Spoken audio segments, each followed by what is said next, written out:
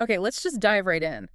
That constant, feeling like you always need a tissue, Oh, yeah, the endless sniffing, it just won't quit. We've all been there, haven't we? we really have. And it might seem, I don't know, minor, but a runny nose that just keeps going can seriously throw a wrench in your day. It truly can.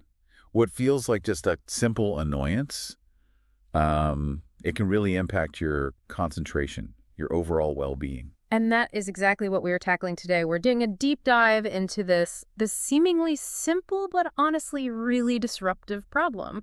The nose that's basically decided to run a marathon without asking you first. Huh, yeah. Now, there's actually a medical term for this persistent situation, isn't there? It's not just like the common sniffles. That's right. When a runny nose hangs around for more than 12 weeks, we actually call that persistent or chronic rhinitis. Chronic rhinitis. Sometimes you'll hear chronic rhinorrhea too. Same idea. 12 weeks. Wow, that's practically a whole season of sniffles. It's a long time. So this is definitely different from, say, the runny nose you get with a cold that clears up in a few days, or maybe a week or two. Precisely, yeah. An acute runny nose, like the kind that, tags along with a cold or the flu, that usually resolves within days, maybe up to, but less than 4 weeks. Okay.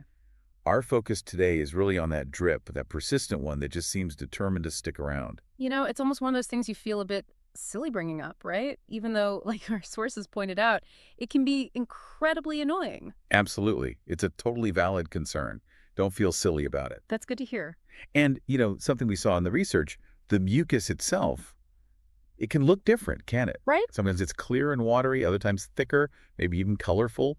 And while that can sometimes offer clues, it's not usually definitive on its own. Okay, so our mission for this deep dive is to sort of wade through the common reasons behind a chronic runny nose. We're pulling from expert insights to help you understand what might be going on and, kind of crucially, when it might be time to get some professional advice. Sound good. Let's kick off with maybe the most obvious suspect for a lot of people: allergies. Yeah, that's a very logical place to start. Allergies are, without a doubt, a major reason for chronic runny noses. A really big one. Okay, so how can you tell, or at least get a hunch, if allergies are the culprit versus just some random, drip? Are there telltale signs? Well, what's interesting is that allergies often bring friends to the party, so to speak. Ah, It's usually not just the runny nose. Think about frequent sneezing fits, or that really maddening itch deep inside your nose. oh, I know that itch. Right. And often a feeling of being stuffed up, nasal obstruction, or congestion. Gotcha. So it's like a whole package deal, potentially. Often, yes. And for many people with allergies, the eyes get involved too. Oh, right. You might get itchy eyes, watery eyes, maybe even a burning feeling. Okay, so allergies, definitely a major piece of this puzzle. But what else? What else could be making our noses just constantly run? Our sources also mentioned weather changes. Yes, that's a big one too, and maybe less obvious. Fluctuations in the weather are actually a surprisingly common trigger. Really? Like what kind of changes? Shifts in temperature, changes in air pressure, like when a storm front moves in, humidity shifts. Hmm. Basically, any significant atmospheric change can set off a runny nose in some people. Huh. So if the weather's doing its usual unpredictable thing, our noses might just react. Exactly. Think of your nose. Mm-hmm. One source had this great analogy, like a built-in thermometer, hygrometer, and barometer all in one. Wow, that's sensitive. It really is. It's incredibly sensitive to the environment, and it reacts. It's not just big weather events either. Even subtle shifts can sometimes be enough. That's a fantastic way to put it. So it's not just like a hurricane warning. Even smaller environmental things could play a role. Absolutely. Think about maybe there's construction nearby, kicking up lots of dust and dirt. Ah, okay. Those fine particles can be major irritants for your nasal passages and lead to that persistent runny feeling. Interesting. I wouldn't automatically connect those dots. Now, something else that came up in our research was medications. That seems even less obvious. It can be, yeah. Certain prescription meds are actually known culprits for causing a runny nose as a side effect. Like what?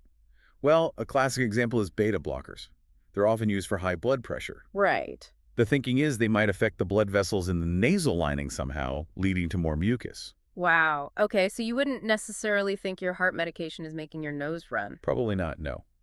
And it's not just beta blockers. The American College of Allergy, Asthma, and Immunology also points out that hormonal birth control can sometimes trigger similar nasal symptoms for some people. Hormonal birth control, too. So Hormonal shifts, even outside of pregnancy, could be a factor. That kind of broadens the possibilities. It does. And it's not always about starting a new medication either. Oh, Sometimes just changing the type or the dose of a medication you're already on can kick off a persistent runny nose. that's a really important point. So if you're dealing with this, it's definitely worth thinking back. Have there been any recent medication tweaks? Good advice.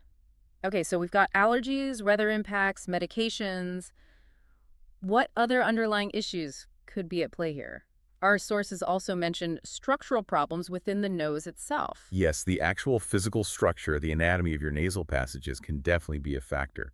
And this is where an ENT, an ear, nose, and throat specialist really comes in. Right. So what sort of structural things are we talking about that could cause this constant dripping? Well, things like nasal polyps, for instance. These are like small, non-cancerous growths that can develop in the lining of your nose or sinuses. Okay, polyps. And another common one is a deviated septum. That's where the wall, the cartilage and bone dividing your nostrils, lean significantly to one side. Ah, I've heard of that. Yeah, and Stanford Medicine explains how that deviation can sometimes mess with sinus drainage and lead to nasal symptoms, including a runny nose. And these aren't things you could, like, see yourself in the mirror. Right. You need a specialist. Exactly. An ENT has the right tools, like small cameras and lights, and the expertise to properly examine your nasal passages and spot these kinds of structural issues. Makes sense. So if you've ruled out allergies and meds, maybe this is the next thing to look into. Now, there was one more cause mentioned that I found really interesting. Pregnancy. Ah, yes, pregnancy. It brings this whole cascade of changes in the body, and yep, the nose can be affected too. How does that work? Is it like you suddenly get new allergies during pregnancy? Well, it can feel like that for some people. But what's usually happening is related to hormones. Those big hormonal shifts during pregnancy cause blood vessels all over the body to expand, Okay. which is crucial for getting nutrients to the baby, right? But those same changes affect the tissues inside your nose too. So more blood flow in the nose. Exactly. Increased blood flow means those tissues can leak more fluid, leading to what's called pregnancy rhinitis, basically, a runny or stuffy nose caused by pregnancy itself. Huh. So it's like an internal side effect of all those necessary adjustments. When does that usually show up? It tends to emerge often in the second trimester. Huh. Some people might feel like they've suddenly developed allergies they never had, while others just notice this persistent congestion and dripping that wasn't there before. Fascinating. Okay, so we've covered quite a range of potential culprits here for a nose that won't stop running. It feels like a lot, maybe. But what's the main takeaway for someone listening who's just been dealing with this day in, day out? I think the most important message is you really don't have to just suffer through weeks or even months of constant sniffling. There are things you can do. Right.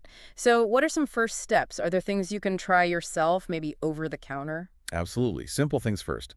Over-the-counter saline nasal sprays or rinses can be great. They just help flush things out and thin the mucus. Okay, saline. Good start. Then there are steroid nasal sprays, also OTC now.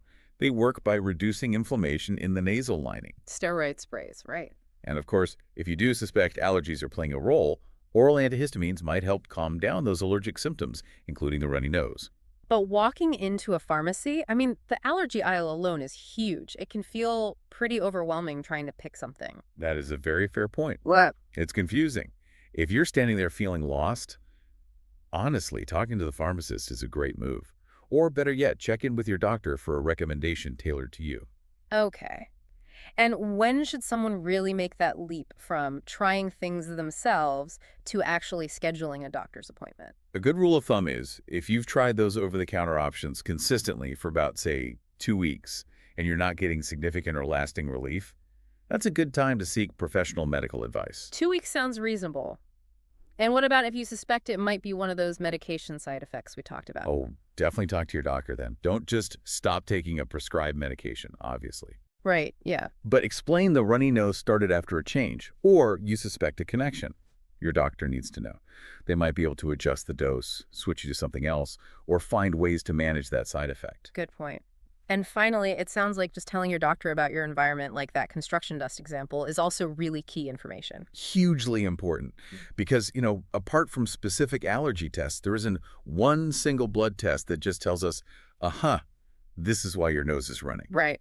So getting a detailed medical history from you, understanding your environment, any recent changes, your symptoms, all of that is absolutely crucial for figuring out the cause and finding the right treatment. Okay, so just to kind of wrap this all up, it's clear that this persistent runny nose, while we might brush it off sometimes, it can actually stem from a whole bunch of different things. Definitely. From allergies, those sneaky weather shifts, maybe medication side effects, even the physical structure inside your nose, or hormonal changes like in pregnancy. That's a great summary. And the bottom line really is if this is bothering you, if it's impacting your life, don't hesitate. Mhm. Talk to a healthcare professional. Yeah, They can help figure out what's going on and guide you towards the best ways to manage it so you can feel better. absolutely.